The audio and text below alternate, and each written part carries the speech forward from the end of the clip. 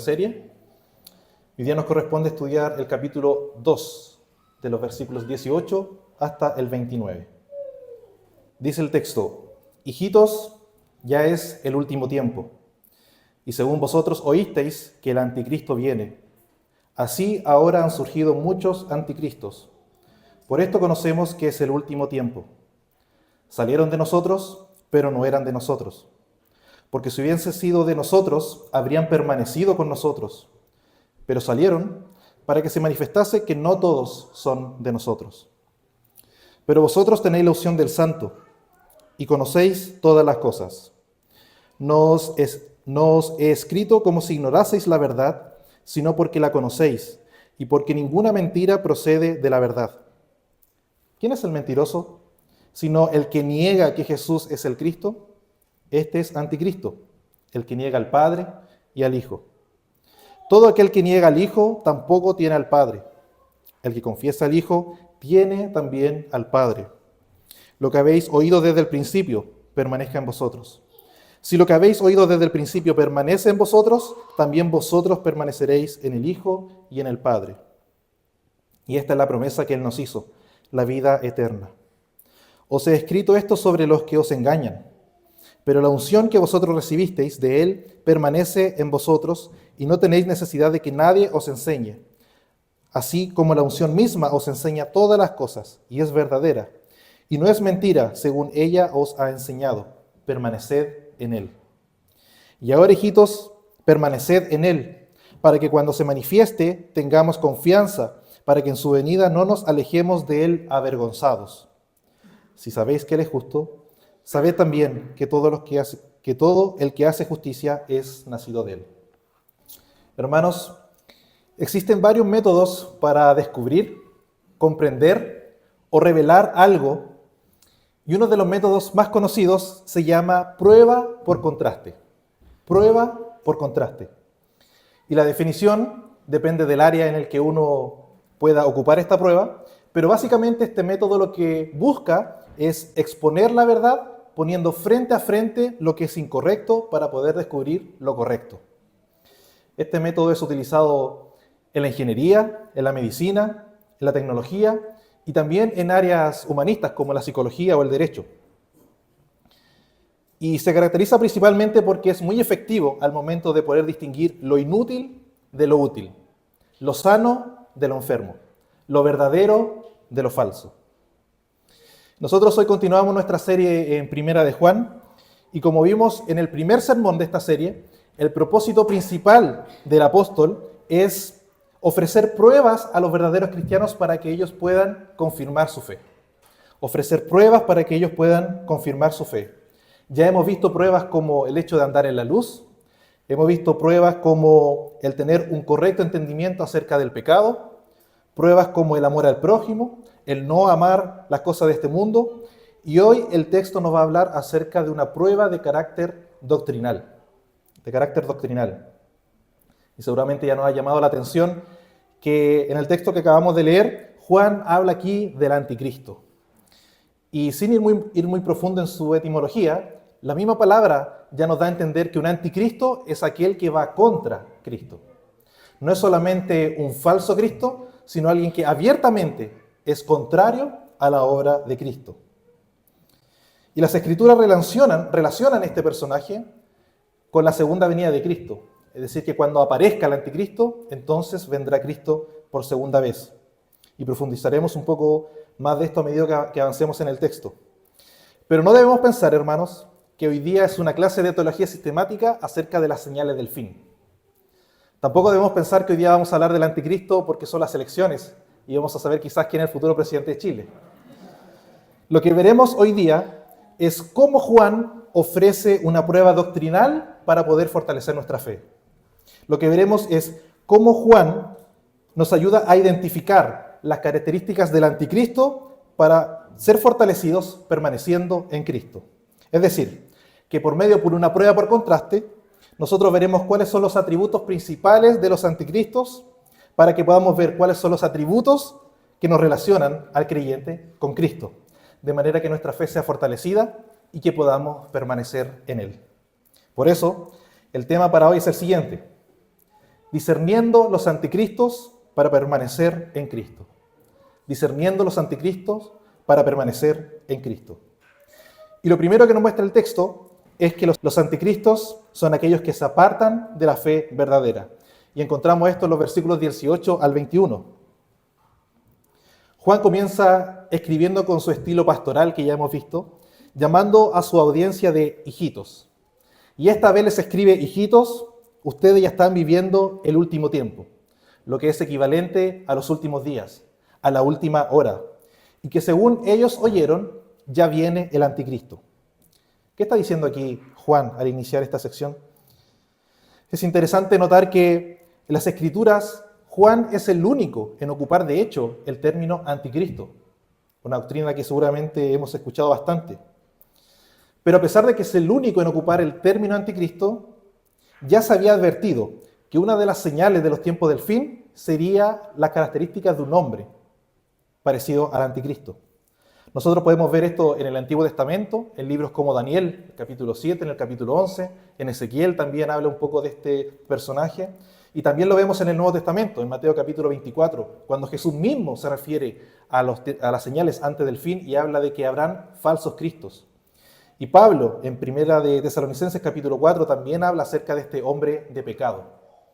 Y sin entrar mucho en estas características, lo que tienen en común todas estas referencias es que relacionan el anticristo con los últimos días.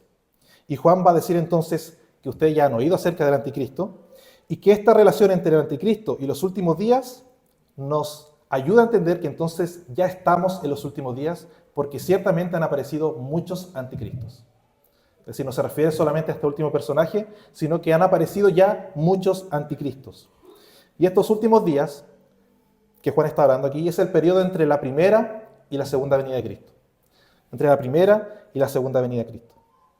Y la primera característica, como dijimos, de este anticristo, de estos anticristos, es que ellos abandonaron la fe verdadera. Ellos abandonaron la fe verdadera. Dice el versículo 19, la primera cláusula, que ellos salieron de nosotros, pero no eran de nosotros. ¿Quiénes son los que salieron de nosotros? Los anticristos. Ellos son identificados como aquellos que no perseveraron en la fe. Y ojo con esto. Abandonar, en este sentido, es abandonar la fe. Algo así como la apostasía. No estamos hablando aquí que salieron de la iglesia presbiteriana Cristo Rey de Puerto Montt, por si alguno ya estaba pensando, sí, pues si este hermano me acuerdo que estaba entre nosotros, pero ya no está entre nosotros. No, las personas que están hablando aquí, este grupo de personas que estuvieron entre nosotros, dice Juan, se desviaron lo suficiente como para ahora estar en el mundo o con una doctrina errada, de manera que finalmente no eran de nosotros. No eran de nosotros. ¿Por qué no eran de nosotros? Responde Juan en la segunda cláusula. Porque si hubiesen sido de nosotros, ellos habrían permanecido con nosotros. Así que Juan lo que está diciendo aquí es que el creyente verdadero es aquel que permanece. Y el que no permanece nunca fue un creyente verdadero. Y hay dos preguntas que nosotros podríamos pensar aquí con respecto al texto y que de hecho Juan se encarga de responder. Y la primera de estas preguntas es, aquellos que salen, ¿por qué salen? Aquellos que salen, ¿por qué salen? Dice el versículo 19, termina diciendo que ellos salieron para que se manifestase que no todos son de nosotros. Para que se manifestase que no todos son de nosotros. Y nosotros en nuestra serie de parábolas ya vimos de manera extensa que Dios en su soberana voluntad permite que haya creyentes en su iglesia visible, pero también no creyentes. Es decir, que su composición siempre es mixta. Y también en su soberana voluntad, Dios purifica su iglesia, permitiendo muchas veces que aquellos que no son se manifiesten y salgan. En el fondo, entonces Dios está purificando su iglesia. Por eso los que salen muchas veces salen. Y por otro lado, podemos preguntarnos, entonces los que permanecen, ¿por qué permanecen? Los que permanecen, ¿por qué permanecen? Y esto lo responde en el versículo 20. Dice, porque ustedes tienen la unción del Santo. Porque ustedes tienen la unción del Santo. ¿Y ahora qué tiene que ver esto de la unción con el hecho de permanecer? Como diría el pastor Lucas, grabe esto en su mente.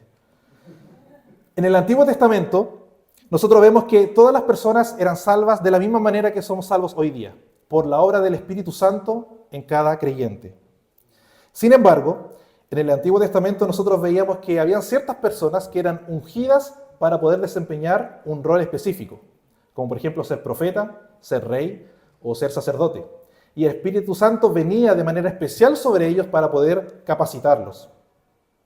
Así que mientras el Espíritu Santo estaba de manera permanente para salvación, el Espíritu Santo podía ir y luego irse en el sentido de capacitación. Y nosotros vemos ahora en el Nuevo Testamento que se cumple la promesa que Dios dio en el libro de Joel, donde el Espíritu Santo ahora no solamente capacita a algunos, sino que capacita a todos los creyentes. Es por eso que, por ejemplo, el apóstol llama a todos los cristianos que son pueblo de reyes y de sacerdotes. Ahora, todos los creyentes son capacitados también por el Espíritu Santo. Y esto es muy interesante también, porque de hecho, cuando nosotros hablamos de Cristo, Cristo no es un nombre que recibe la segunda persona de la Trinidad. Cristo es un título. Y el título, esta palabra Cristo, es la traducción del término hebreo ocupado para Mesías, lo que es equivalente a el ungido. Así que literalmente, cuando nosotros leemos en las Escrituras que dicen que Jesús es el Cristo, se están refiriendo a que Él es el ungido. Por lo tanto, cuando Juan dice que tenemos la unción del Santo, en otras palabras, está diciendo que tenemos el Espíritu de Cristo. Tenemos el Espíritu Santo, quien mora en ustedes, dice Juan, y mora en nosotros. Así que finalmente ustedes que permanecen porque Dios está haciendo una obra en ustedes. Y dice Pablo en Filipenses capítulo 1, en el versículo 9, que aquel que comenzó la buena obra la va a perfeccionar hasta el día final. Esta es la gloriosa doctrina de la perseverancia de los santos. Querido hermano, como estudiábamos hoy día en la mañana, no hay nada en este mundo que te pueda separar del amor de Dios. Ni siquiera el pecado más grave que tú puedas cometer te puede separar del amor de Dios. Y algunos ya están pensando en su mente, sí, pero hay que poner la nota al pie de página, porque si uno dice eso, pueden entonces tomarse la libertad y comenzar a pecar. Total, nada me va a separar del amor de Dios. Pero querido cristiano, si tú eres un cristiano verdadero, esto no va a ser excusa para tu pecado, sino una razón para dejar de pecar. Dice Pablo en Romanos 8 que ni la muerte misma nos puede separar de Dios, del amor de Cristo. Así que si tú eres un creyente, vas a perseverar hasta el fin. Si tú eres un creyente, vas a perseverar hasta el fin. Y ese mismo espíritu del cual está hablando Juan, que te hace perseverar, provee de guía, de manera que él no está contando algo nuevo, dice el versículo 21, sino que le está recordando que ellos de hecho ya conocen la verdad. Ellos ya conocen la verdad. Y como conocen la verdad, entonces ellos ya pueden discernir entre lo que es verdadero y lo que no. Así como la luz son opuestas a las tinieblas, la verdad es opuesta a la mentira. Y como el conocimiento de la verdad, cuando viene, la mentira puede ser desechada, lo que nos lleva a la segunda característica de estos anticristos. Vemos en segundo lugar que los anticristos no solamente se apartan de la fe verdadera, sino que ellos niegan la fe verdadera. En los versículos 22 al 25. Juan continúa definiendo a estos anticristos, y nosotros vimos en la primera exposición de esta serie cómo es que distintas herejías, distintas enseñanzas como el gnosticismo y el docetismo, entre otros, se estaban queriendo instalar en la iglesia. Ellos no negaban a Cristo, pero ellos negaban algo de Cristo. Por lo tanto, todo aquel que no tiene una correcta doctrina de Cristo es un anticristo. ¿Quiénes son los mentirosos? Pregunta con este tono fuerte ahora Juan, en el versículo 22. Aquellos que niegan que Jesús es el Cristo. Aquellos que niegan que Jesús es el ungido. Y de hecho no es algo nuevo, ya vimos en este mismo libro, en el primer capítulo, en el versículo 7, porque muchos engañadores han salido por el mundo que no confiesan que Jesucristo ha venido en carne. Quien hace esto es el engañador y el anticristo. Y Juan escribe entonces en los versículos 22 y 23 que negar al Hijo es negar al Padre. Noten la conexión lógica que hace Juan aquí. Sin Hijo no hay Padre. Sin Hijo no hay Padre. Y este no era un problema nuevo que están enfrentando la iglesia acá en este primer siglo. Jesús mismo tuvo que lidiar con esto. Y confrontaba a los grupos religiosos cuando ellos negaban al Hijo. Y Jesús les decía que entonces ustedes no tienen al Padre porque niegan al Hijo. ¿Y cómo lo llama Jesús? Si ustedes niegan al Hijo, entonces ustedes son hijos de su padre, el diablo. De su padre, el diablo. Esto parece como una clasificación bien fuerte que hace Jesús, ¿cierto? Pero nosotros debemos recordar que el Evangelio es algo exclusivo. Es algo exclusivo. Jesús nos recuerda que solamente existen finalmente dos clases de personas. Los que son hijos de Dios y los que son hijos del diablo. Los que siguen el camino ancho y aquellos que siguen el camino angosto. La luz y las tinieblas. La verdad y la mentira. Un camino lleva a Dios y todo lo demás simplemente no lleva a Dios. No hay varias opciones. Y por medio de este paralelismo, por contraste que está haciendo Juan, nos ayuda en nuestra clasificación, mostrando que entonces todo aquel que niega versus todo aquel que confiesa que Jesús es el Cristo. Negar a Cristo, entonces, no es desviarse un poco de la doctrina, no es errar un poco en la doctrina de Cristo, no es errar algo secundario o algo sin importancia, no es algo menor, es tocar la raíz del Evangelio. Parte del Evangelio es tener un correcto entendimiento de quién es Cristo. Así que mientras los anticristos están negando la fe verdadera, Juan les hace un llamado a la audiencia a que recuerden lo que ellos han oído desde el principio. ¿Y qué es eso que ellos oyeron desde el principio? El Evangelio. ¿Qué ellos han escuchado acerca de Cristo? El prólogo de esta carta, de esta epístola, Juan comienza diciendo: nosotros estamos transmitiendo aquello que oímos, aquello que nosotros oímos, aquello que nosotros vimos, aquello que nosotros tocamos tocante al verbo. Es decir, nosotros estamos hablando de la persona de Cristo. Y eso mismo es lo que nosotros estamos transmitiendo a ustedes. Por lo tanto, ustedes ya conocen estas verdades. Todo lo que ellos han oído debe permanecer en ustedes, dice Juan. Por lo tanto, y aquí también nuevamente hay una conexión lógica, es necesario el conocimiento del Evangelio verdadero para poder tener una comunión con el Hijo y también con el Padre. Una persona que no ha escuchado el Evangelio no puede ser salva. Y por lo tanto, una persona que es salva, al menos ha escuchado el Evangelio. Jesús dijo que la vida eterna consiste en esto, en conocer al único Dios verdadero y a Jesucristo, a quien Él ha enviado.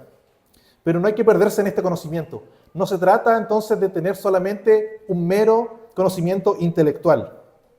Juan está conectando aquí el conocimiento de la doctrina correcta con respecto a la persona de Cristo, conectando esto con la vida de comunión con el Hijo y con el Padre. Y esto es algo que también enseñaban los puritanos cuando ellos insistían en que es responsabilidad del hombre llenar nuestra mente de información, estudiar la palabra, entender el Evangelio, meditar en las Escrituras, memorizar las Escrituras. Pero después era responsabilidad del cristiano orar para que Dios en su soberanía hiciera que este conocimiento que está en nuestra cabeza pueda bajar a nuestro corazón. De manera que domine también nuestras emociones, de manera que esta doctrina también domine nuestra voluntad, domine nuestra vida entera. Así nosotros podamos tener comunión con el Padre y también tener comunión con el Hijo. ¿Cuál es el resultado de esta comunión? La vida eterna. La vida eterna, dice el versículo 25. La promesa que está hablando aquí Juan es que permanecer en la doctrina correcta no solamente nos permite tener comunión con Cristo acá, sino que también ciertamente tendremos comunión con Él algún día, cuando Él venga a buscar a su iglesia. Finalmente, además de esta falta de permanencia en la fe verdadera y la negación de la fe verdadera, Juan nos dice en tercer lugar que los anticristos son aquellos que enseñan falsas doctrinas. Los anticristos son aquellos que enseñan falsas doctrinas. Y vemos esto en los versículos 26 al 29.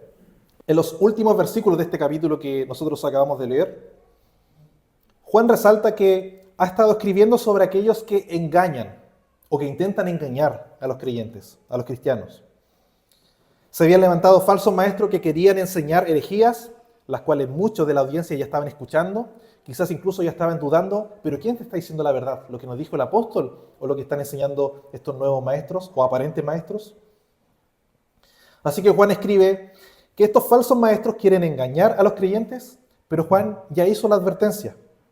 La unción que recibiste de él, el Espíritu Santo, está escribiendo Juan, dice Juan en el versículo 27, permanece en vosotros. Y si permanece en vosotros, ustedes entonces no tienen necesidad de que nadie les enseñe. Así que se acabó la escuela dominical. No van a haber más profesores acá.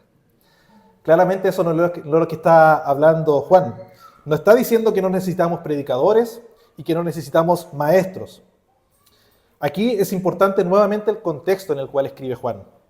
Recordemos que Juan está escribiendo porque se levantaron falsos maestros tratando de enseñarles cosas aparte de las que ellos ya habían escuchado, de las cuales ya ellos habían recibido. Y Juan les dice que como ellos tienen el Espíritu Santo, que los guía hacia la verdad, ahora son capaces de discernir entre lo verdadero y lo falso. Así que no tienen necesidad de que vengan a recibir estas nuevas enseñanzas. No tienen necesidad de que vengan estas nuevas personas para que les enseñen, porque son falsas enseñanzas. Es el Espíritu de Cristo el que enseña todas las cosas, dice Juan, de manera que te van a guiar para distinguir entre la verdad y la mentira, entre el acierto y entre el error, entre aquellos anticristos que enseñan lo falso y aquellos que enseñaban el verdadero evangelio. Por lo tanto, es cierto que Dios capacita a hombres maestros con dones de enseñanza y que son para la edificación de la iglesia. Dios capacita a hombres con un don especial. Pero Juan también nos recuerda que todos nosotros tenemos la unción del Santo. Es decir, que el Espíritu Santo puede iluminar cada una de nuestras vidas cuando nosotros estudiamos la Escritura. Así que si alguna vez pensaste que no tenías que leer tu Biblia, o no podías leer completamente tu Biblia porque no ibas a comprender todo y necesitabas de un maestro, Juan nos recuerda que todos nosotros tenemos la unción del Santo. Por lo tanto, tenemos la iluminación del Espíritu Santo y podemos comprender las Escrituras. El no tener ninguna necesidad de que nadie nos enseñe, de hecho, es parte de la promesa del nuevo pacto que nosotros leemos en Jeremías capítulo 31, en el versículo 34, cuando escribe el profeta, y no enseñará más ninguno a su prójimo, ni ninguno a su hermano, diciendo, conoce a Jehová. Esto era algo que pasaba en el Antiguo Testamento. Sino, todos me conocerán, desde el más pequeño de ellos hasta el más grande, dice Jehová, porque perdonaré la maldad de ellos, y no me acordaré más de su pecado. Así que la idea aquí de esta unción que antes tenían algunos, ahora es un beneficio personal de cada creyente. Es un beneficio personal de cada uno de nosotros que podemos tener el Espíritu Santo. Por eso escribe Juan, finalmente, permaneced en Él. Permaneced en Él. Y este llamado a permanecer en Él se repite bastante en esta sección que nosotros acabamos de leer. De hecho, 7 veces Juan llama a su audiencia a permanecer en Él. Así como los anticristos se apartan, niegan y enseñan cosas contrarias a la fe, los cristianos deben permanecer en el verdadero conocimiento de Cristo, nos dice Juan. Y este mandamiento de permanecer en Él nos da la comunión con Cristo, y esto no es meramente un ejercicio espiritual para nuestra vida ahora, sino que nosotros debemos permanecer en Él porque Él vendrá. Querido hermano, Él vendrá. Y cuando se manifieste, dice Juan en el versículo 28, no seremos avergonzados, sino que tendremos confianza porque justamente hemos permanecido en Él. Y si hemos permanecido, significa entonces que somos suyos. Y porque somos suyos, estamos permaneciendo. Y el versículo 28 está cerrando con un resumen todo lo visto en el capítulo 2, donde hemos revisado la correcta doctrina acerca del pecado, la correcta doctrina acerca del amor y la correcta doctrina acerca de quién es Cristo, el ungido, en quien podemos permanecer para perseverar hasta el fin. Pero la consecuencia de permanecer en Él no solamente será nuevamente una vida eterna allá en los cielos, sino también una vida recta aquí en la tierra. Dice el último versículo, el versículo 29, que si sabéis que Él es justo, y ciertamente si ellos tenían el Espíritu Santo, si ellos ya habían aprendido estas cosas, ellos ya sabían que Jesús era el justo, entonces sabed que todo el que hace justicia es nacido de Él. Y aquí cuando el texto está hablando de justicia o de ser justo, lo hace en el sentido de rectitud. Y con esto lo que está haciendo Juan es abrir la puerta como una especie de bisagra para una descripción de una vida correcta cuando nosotros somos hijos de Dios. Si somos hijos de Dios, entonces viviremos una vida recta. pero es todo lo que diré porque es el spoiler del capítulo 3. Cuando nosotros hablamos de permanencia, no sé si ya le hizo como match en su mente, pero es inevitable no pensar en el registro que de hecho hizo el mismo Juan en su Evangelio, en Juan capítulo 15, cuando él enseña con una ilustración completa acerca de que Jesús es la vid y nosotros somos el pámpano. Y él describe en estos versículos que la única forma en que nosotros podemos producir fruto es permaneciendo en él. Como cristianos tenemos este deber de permanecer en él. Dice Juan capítulo 15, de hecho en el versículo 4, permaneced en mí y yo en vosotros. Fuera de mí, nada podéis hacer. Hermano, un hervidor eléctrico, por más magia que usted le trate de hacer, si no está conectado a la corriente, no va a hacer aquello que tiene que hacer. Fuera de mí, dice Jesús, nada podéis hacer. Podemos ciertamente tener aparentes buenas obras, podemos ciertamente quizás vivir una vida aparentemente recta, pero es solamente permaneciendo en Él que viviremos una vida justa de acuerdo a los términos que Él ha establecido. Por eso Él dice en el versículo 4, permaneced en mí y yo en vosotros. Yo soy la vid, ustedes son los pámpanos, por lo tanto deben permanecer en mí. Y este problema que nosotros vemos aquí doctrinal, no es algo solamente que vivió Jesús en su tiempo, no es algo solamente que estaba viviendo Juan con los primeros cristianos, sino que de hecho en la actualidad nosotros también tenemos muchas enseñanzas que son aceptadas aparte de la doctrina de Cristo. Muchas enseñanzas que son contrarias a la doctrina de Jesús. La gente puede escuchar hoy día sin problemas acerca de la lectura del tarot. La gente hoy día puede escuchar sin problemas acerca del horóscopo. ¿Cuál es tu signo para saber cómo te va hoy día? La gente puede escuchar sin problema acerca de Buda. La gente escucha sobre el islamismo. De manifestar, que hoy día está tan de moda. Manifestar que te va a ir bien. Muy similar a lo que ocurre en la iglesia acerca del declarar. Pero cuando escuchan acerca de Jesús, cuando escuchan acerca del Evangelio, es algo que parece que no pueden resistir. Y en estos problemas doctrinales, hubo en la historia un hombre joven, obispo, llamado Atanasio, el cual justamente también tuvo estos problemas doctrinales, y por defender la verdad doctrinal acerca de la divinidad de Cristo, este joven fue desterrado 5 veces, vivió exiliado 20 años, y fue perseguido y confrontado incluso por muchos cristianos de la época. Y cuando le preguntaron por qué no se rendía, él dijo con firmeza, si el mundo está contra la verdad, entonces Atanasio está contra el mundo. Queridos hermanos, si el mundo está contra la doctrina de Cristo, entonces nosotros estamos contra el mundo. Nosotros que permanecemos en Él, tenemos que defender la fe verdadera, la doctrina correcta. Así que la pregunta para nosotros es, querido, ¿vas a permanecer, confesar y abrazar la verdadera doctrina del ungido de Dios? Y nosotros ya sabemos la respuesta. Si eres un creyente verdadero, puedes estar seguro que tú vas a perseverar. Si tú eres un creyente verdadero, tú puedes estar seguro que vas a permanecer. No porque tú seas más fuerte o más inteligente que el resto, que aquellos anticristos, que se apartan de la fe, que niegan la fe o que enseñan otra fe, sino que nosotros vamos a perseverar porque nuestro Señor Jesucristo persevera en su promesa. Él permanece fiel a su promesa. Cristo permaneció fiel en obediencia de manera voluntaria a la voluntad de su Padre. Cristo permaneció fiel dando testimonio de la verdad. Cristo permaneció en constante comunión con el Padre. Fue Cristo quien permaneció en santidad, en justicia, en rectitud, guardándose sin mancha. Fue Cristo quien permaneció en amor, incluso llegando a tal extremo de morir en la cruz por ti y por mí. Fue Cristo quien hizo el sacrificio. Por lo tanto, Juan nos dice ahora, permanezcan en Él. Permanezcan en Él.